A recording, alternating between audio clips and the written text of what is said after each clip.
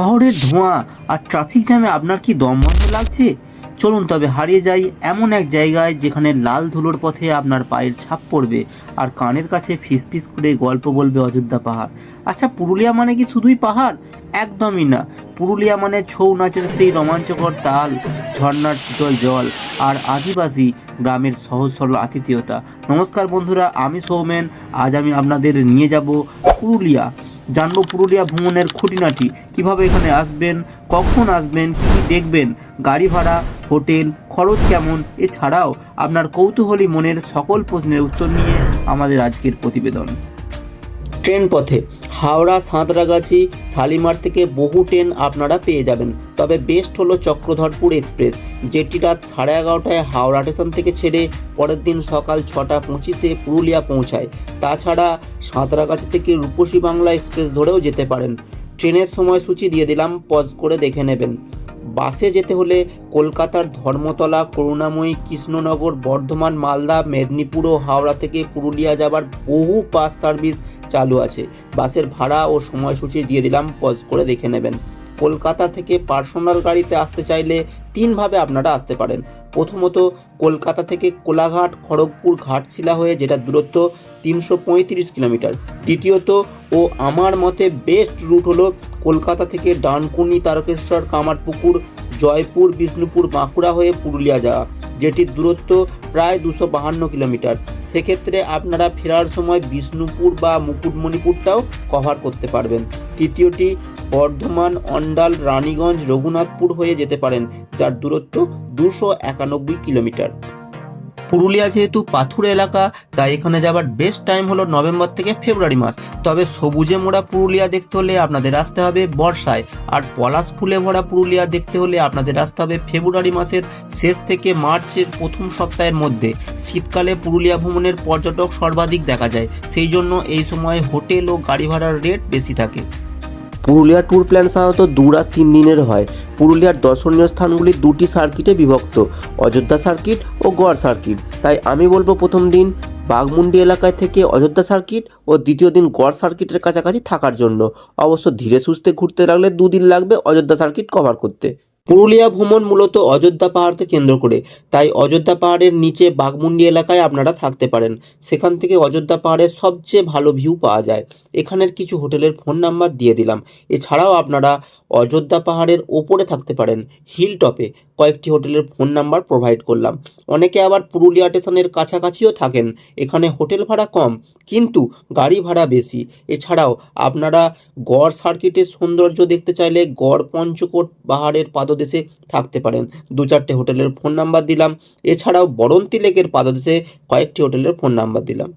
আপনারা যদি চক্রধরপুর এক্সপ্রেস ধরে পুরুলিয়া পৌঁছান, তবে স্টেশন থেকে বেরিয়ে সামনেই 2 থেকে 3 দিনের জন্য গাড়ি বুক করে ফেলুন। আপনারা যেহেতু 2 দিন থাকবেন, তাহলে আমার সাজেশন হবে প্রথম দিন অযোধ্যা পাহাড়ের পাদদেশ বা বাঘমুন্ডি এলাকায় এবং দ্বিতীয় দিন বরন্তি লেকের কাছাকাছি থাকতে। স্টেশন থেকে বাঘমুন্ডির দূরত্ব প্রায় 55 কিলোমিটার। এই পথে আপনাদের প্রথম দ্রষ্টব্য মার্বেল লেক, যার স্টেশন থেকে দূরত্ব 38 কিলোমিটার। আপার ও লোয়ার ড্যাম বানানোর সময় এই স্থান থেকে পাথর কেটে নিয়ে যাওয়ার ফলে সৃষ্টি হয়েছে এই নীলাভ লেকের। মার্বেল লেক দেখে 4 কিলোমিটার এগোতেই পড়বে ময়ূর পাহাড়। একসময় এখানে প্রচুর ময়ূর থাকতো।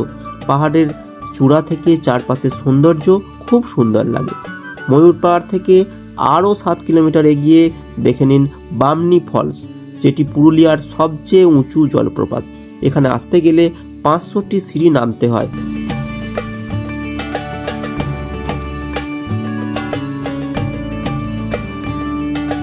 বামনি ফলস থেকে 2 কিলোমিটারের মধ্যে পড়ে তুর্গা ফলস।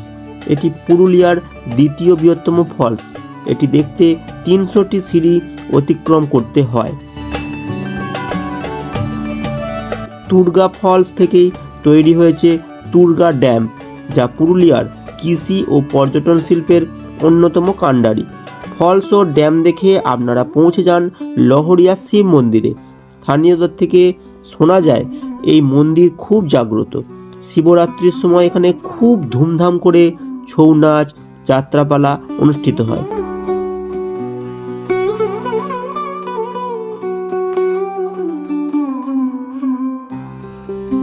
এগুলো দেখে হোটেলে স্নান ও লাঞ্চ করে বেরিয়ে পড়ুন বাঘমুন্ডি থেকে 2.5 কিলোমিটার দূরে মুখোশ গ্রাম অর্থাৎ চড়িদা গ্রামের উদ্দেশ্যে। এই গ্রামের শতাধিক পরিবার প্রায় 150 বছর ধরে ছৌ মুখোশ শিল্পের সঙ্গে জড়িত।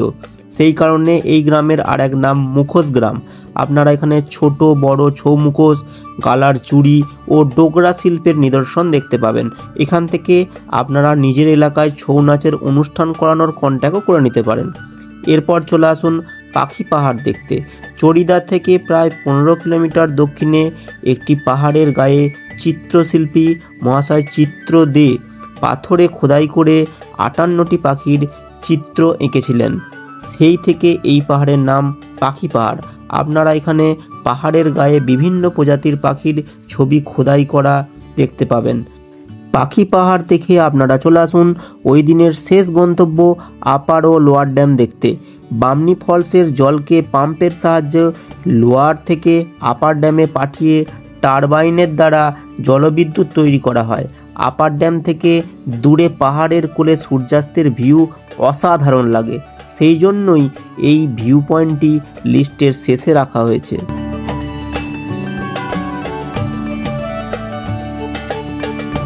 দ্বিতীয় দিন সকাল সকাল বেরিয়ে পড়ুন উসুলডুঙ্গি ভিউ পয়েন্টে সূর্যোদয় দেখার উদ্দেশ্যে। এই স্থান থেকে অযোধ্যা পাহাড় তথা ছোটনাগপুর মালভূমির সূর্যোদয় দেখতে অপূর্ব লাগবে। এখান থেকে চলে আসুন সীতাকুণ্ডের উদ্দেশ্যে। রামায়ণ মতে বনবাসে যাওয়ার পথে সীতাদেবী এই স্থানে এসে ভীষণ তৃষ্ণার্ত হয়ে পড়েন। তখন শ্রী রামচন্দ্র মাটিতে একটি তীর নিক্ষেপ করে এই পানীয় কুণ্ডটির সৃষ্টি করেন। সেই থেকে এখানে স্বচ্ছ পানীয় জলের ধারা বয়ে চলেছে। এরপর হোটেলে স্নান ও লাঞ্চ করে বেরিয়ে পড়ুন মুরগুমা ড্যাম, খয়রাবেড়া ড্যাম, চেমটাবুরু পাহাড় অথবা আপনারা বরন্তি লেকে সূর্যাস্ত দেখার জন্যও চলে আসতে পারেন। অপরূপ সুন্দর লাগে এখানে সূর্যাস্ত দেখতে। তৃতীয় দিন সকালে স্নান ও ব্রেকফাস্ট সেরে বেরিয়ে পড়ুন গড় সার্কিট ঘুরে দেখতে। একে একে দেখে নিন গড় পঞ্চকোট পর্বত, জয়চণ্ডী পাহাড়, পাঞ্চেত ড্যাম ও মাইথন ড্যাম। এরপর এখান থেকে নিকটবর্তী স্টেশন আদ্রাতে চলে আসুন এবং স্টেশন সংলগ্ন হোটেল থেকে লাঞ্চ করে 2:45-এর আরণ্যক এক্সপ্রেস ধরে সন্ধ্যা 7:40-এ ফিরে পড়ুন শালিমার স্টেশনে।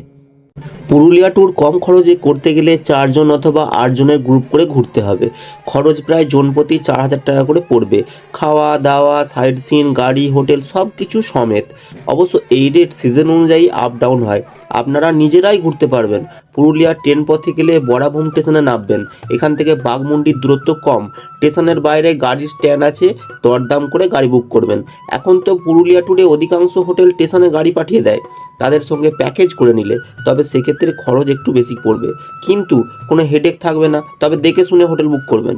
আমাদের এই ভিডিওটি আপনাদের যদি একটুও ভালো লেগে থাকে তাহলে একটি লাইক করবেন, শেয়ার করবেন, কমেন্ট করে জানাবেন কেমন লাগলো। সাবস্ক্রাইব করতে ভুলবেন না, আমাদের পাশে থাকবেন। খুব তাড়াতাড়ি দেখা হচ্ছে নতুন কোনো জায়গায় নতুন কোনো ভিডিও নিয়ে। খুব ভালো থাকবেন, ধন্যবাদ।